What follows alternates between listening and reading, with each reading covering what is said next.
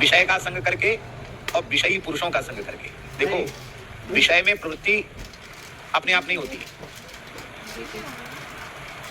है, विषयी के संग से विषय में प्रवृत्ति होती है। चाहे रूप हो, रस हो, गंध हो, शब्द हो, स्पर्श हो, विषय में प्रवृत्ति विषयी के संग से होती है। जिस विषय का आपको बोध ही नहीं है, आपकी उसमें प्रवृत्ति नहीं होगी। उदाहरण, विभांडक मुनि के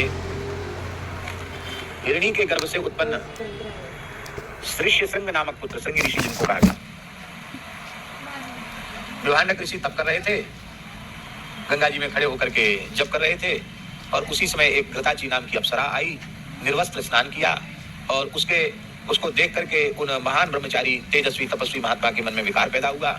विकार से उनका तेज स्खलित हुआ, और वो अमोघ तेज होता है ब्रह्मचारियों का, महापुरुषों का अमोघ तेज होता है, तपस्वियों का। तो वो जल के प्रवाह में बहता हुआ शुक्र गया, और उसको एक हिरणी ने पी लिया, और हिरणी उससे गर्भवती हो गई, और उसके गर्भ से श्रृंगी ऋषि का जन्म हुआ। तो महर्षि विभांडक ने ये निश्चय कर लिया कि मैं अपने पुत्र को ऐसा बना दूंगा जो काम विकार से सर्वथा शून्य हो। तो विषयी पुरुषों का संग ही नहीं होगा। हम विषय का बोध हमें था कि नारी विषय है, तो विषय को देख करके प्रवृत्ति हुई, और ये बोध ही ना हो कि विषय है तो प्रवृत्ति कहां से होगी। तो उन्होंने ऐसे जंगल में निवास किया जहां कोई मनुष्य था ही नहीं। श्रृंगी ऋषि यही समझते थे कि बस सृष्टि में हम और ये दो ही हैं, ये मेरे पिताजी और मैं दो ही हूँ सृष्टि, तीसरा कोई प्राणी ही सृष्टि में नहीं है, दूसरा कोई मनुष्य होता ये भी उनको ज्ञान नहीं था। अंग देश के राजा महाराज रोमपाद के राज्य में अकाल पड़ गया। ब्राह्मण शुद्ध होकर के रोमपाद के यहाँ से चले गए थे। ब्राह्मणों के दुखित होने से इंद्र रुष्ट हो गए, और राज्य में अकाल पड़ गया, हाहाकार मच गया। बहुत उपाय किए गए, लेकिन सुवृष्टि नहीं हुई, अकाल की समस्या दूर नहीं हुई। तब ऋषियों ने कहा कि कोई ऐसा ब्राह्मण यहाँ आ जाए जो सर्वथा काम विकार से शून्य हो, तो इस भूमि का दोष समाप्त हो जाएगा और इंद्र प्रसन्न होकर वर्षा करने लग जाएंगे। राजा बोले, महाराज ऐसा काम विकार शून्य कोई प्राणी तो मिलेगा ही नहीं। बोले, नहीं है तो सही। विभांडक मुनि के पुत्र ऋष्यशृंग हैं, वे युवा हो गए हैं, लेकिन उनको विकार छू तक नहीं गया। विकार समझते नहीं विकार होता क्या है। लेकिन अब विभांडक ऋषि से सब डरते हैं, कहीं साफ दे देंगे महात्मा तो वहां कोई जा नहीं सकता, तो अब कौन लाए उनको। तो रोमपाद राजा के राज्य की गणिकाएं थी, गणिका। उन गणिकाओं ने कहा कि भले ही महर्षि साफ देकर हमें दग्ध कर दें, पर राजा और प्रजा के हित के लिए हम अपना बलिदान करने के लिए प्रस्तुत हैं, हम जाएंगे, किसी भी पद्धति से हम लेके आएंगे। बड़ी चतुर थी। उन्होंने कहा हमारी व्यवस्था बनाओ। तो एक नौका, ऐसी बड़ी नौका बनाई गई जो देखने में आश्रम के जैसी लगती थी। पर्णकुटी बनी हुई है, यज्ञशाला बनी हुई है, और हरियाली पौधे लगे हुए हैं, ऐसे लगे कि आश्रम है कोई। उसमें बैठ करके वे बीणा मुरज मृदंग आदि वाद्य लेकर के गई। अब वो पता करती रहती कि विभांडक मुनि कब कब कहाँ जाते हैं। विभांडक मुनि जंगल में चले गए, अब वो मौका देखकर वे गणिकाएं आई, सुंदर श्रृंगार किए हुए थी। तो उनको देख करके श्रृंगी ऋषि को ये समझ में नहीं आया कि ये मनुष्य हैं। उनको लगा कोई देवता है। आओ आओ महात्मा आओ, हम आपको अर्घ पाद्य आदि देते हैं, आपका हमारे आश्रम में स्वागत है। हमारे पिताजी जंगल में कंदमूल फल और समिधा का संग्रह करने गए हैं, आओ आओ महात्मा आओ।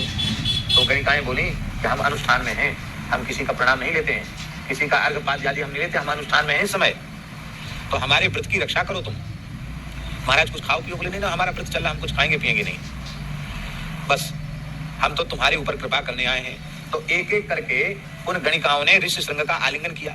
यद्यपि वे पीछे हट रहे थे, संकोच कर रहे थे। बोले, नहीं, हम लोगों का मिलने का जो प्रकार है, तरीका, वो ऐसा ही, हम लोग ऐसे ही मिलते हैं।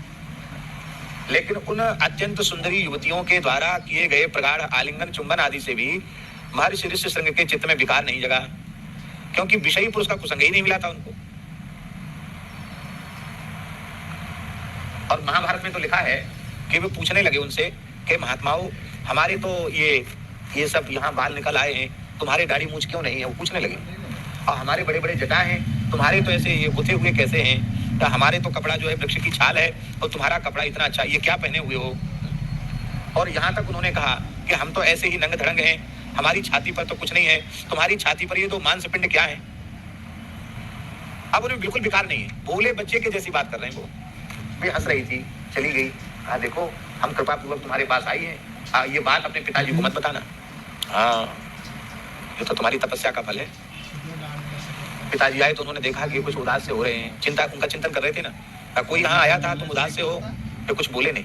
तो बोले देखो तमाम मायावी लोग यहाँ डोलते हैं जंगल में, सावधान रहना।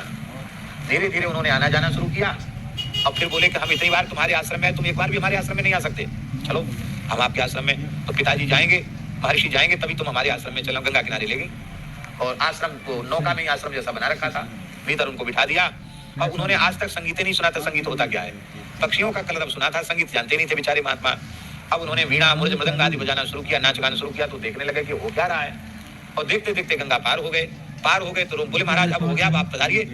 तो जैसे ही उन्होंने नौका से नीचे पैर रखा, रोमपाद राजा के राज्य में रखा, गड़गड़ गड़गड़ गड़गड़ बादल गरजने लगे, बिजली चमकने लगी और जोर जोर से पानी बरसने लग गया, आकाश से पुष्प वर्षा होने लग गई। ये है निर्विकार महात्मा के चरण छूने का, धरती पर पैर पड़ने का प्रभाव। अब समस्या तो पूरी हो गई, लेकिन अब महर्षि के कोप से कैसे बचें? तो राजा ने अपनी एकमात्र पुत्री शांता का विवाह ऋष्यशृंग के साथ कर दिया। ये दशरथ जी की बेटी थी, सुमित्रा जी के गर्भ से जन्म हुआ था शांता जी का। कौशल्या और केके की पुत्री नहीं, सुमित्रा जी की बेटी है और सबसे बड़ी। और वचन के अनुसार दशरथ जी ने शांता को रोमपाद राजा को दे दिया था। तो रोमपाद राजा ने अपनी बेटी शांता का विवाह कर दिया ऋष्यशृंग के साथ, और विवाह करके पूरे राज्य में घोषणा कर दी कि कोई भी महात्मा दिखाई पड़े क्रोध में भरा हुआ तो दौड़कर उसके चरणों में पड़ जाना और कुछ बोलना नहीं है, एक ही बात कहना, अंग नरेश महाराजाधिराज ऋष्यशृंग महाराज की जय हो, ऐसा बोलना। सबको सिखा दिया। युगांडक जी आए, देखा मेरा बेटा नहीं है, तुरंत आए वहां से, उलट पलट दूंगा राजा रोमपाद को। लेकिन जैसे ही प्रवेश किया मल्लाहों ने कहा महाराजाधिराज ऋष्यशृंग महाराज की जय हो, महाराज प्रणाम। तो ऋष्यशृंग महाराज कहाँ से हो रहे? महाराज ने उनको अपना पूरा राज्य ही सौंप दिया है।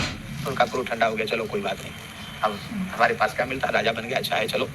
फिर वहां गए तो शांता के सहित गठजोड़ा से युक्त होकर के प्रणाम किया। महर्षि ने आशीर्वाद दिया, बोले हम तो तपोवन को जा रहे हैं, लेकिन तुम अपनी ऋषिता का त्याग नहीं करना। तो ऋष्यशृंग महाराज है उसी पद्धति से, ऋषियों की पद्धति से ही शांता के सहित उन्होंने अपने जीवन को व्यतीत किया। वाल्मीकि में लिखा है ऋष्यशृंगस्तु जामाता तब पुत्रान विधास्यति। दशरथ जी ऋष्यशृंग आपके जमाई हैं, वे ही आपको पुत्रेष्ट यज्ञ करा के पुत्र प्रदान करेंगे। तो ये इतनी लंबी चौड़ी जो कथा हमने संक्षिप्त सुनाई, इसका आशय क्या है? विषयी पुरुषों का संपर्क होने पर ही विषय का बोध और विषय में प्रवृत्ति होती है। तो ठीक इसी प्रकार से निर्विषय अंतःकरण जिनका हो चुका है, ऐसे महात्माओं का संग करने से जीव निर्विषय हो जाता है। बोलो भक्तवत्सल भगवान की जय।